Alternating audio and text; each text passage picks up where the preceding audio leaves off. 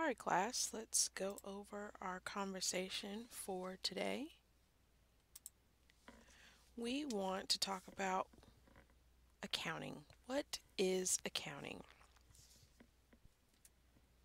Accounting is a system that identifies transactions, records and stores the data from those transactions, and we record and store the data from those transactions so that we can communicate what has been taking place in our business to our users. Our users are internal and external users. When we're talking about internal users, we're talking about employees. We're talking about the company's officers, such as the CEOs, CFO, CIO, COO, managers, directors, and they need this information collected for them and reported to them so that they can make business decisions on whether, hey, should we start a new line of product? Maybe we should cut back on production of this product. Maybe it's time for us to go into a new direction with our company. We also have our external users, such as the government, creditors, bankers, lenders, suppliers, our stockholders, potential investors. And these folks want to know, number one, can we do business with this company? Are they strong enough? Can they pay their bills on time? Um, is this a good business relationship for us to enter into? And then, of course, for potential investors, hey, is this a company that we want to invest in? Will they make money? Will they help us reach our own financial goals?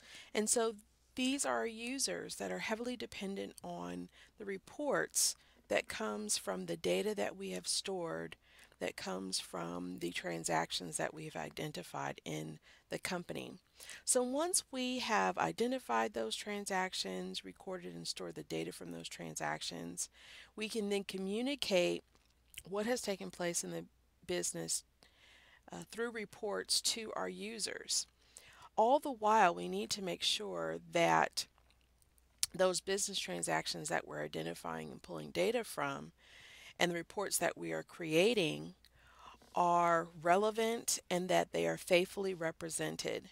When we're talking about relevancy, we're talking about, does it make sense? Is this important enough? And believe it or not, there are some things that take place in the business that are not important to our users, such as if Billy Bob goes and takes a vacation. That's not important enough, and so that's not something that we would report and thus communicate that to our users because it's not relevant information to them. But if we go and we purchase $100,000 worth of inventory, that is relevant, that is important because now they need to figure out, well, what did you do with that $100,000 worth of inventory? Did it help you generate revenue and thus profit? Then faithfully represented. In other words, we just need to have source documentation. Did this really happen? Can we say that we have truthfully given a picture of what's taken place instead of lying or presenting something in error and saying, oh, yes, this is correct, and it's not correct? So we need to make sure that the transactions that we are identifying, collecting data from to help us generate our reports are relevant and faithfully represented. Why? So that our financial reports are error free, that the general public has confidence in what we have presented, so that they can then make viable business decisions and move forward in activities that they want to engage with us in.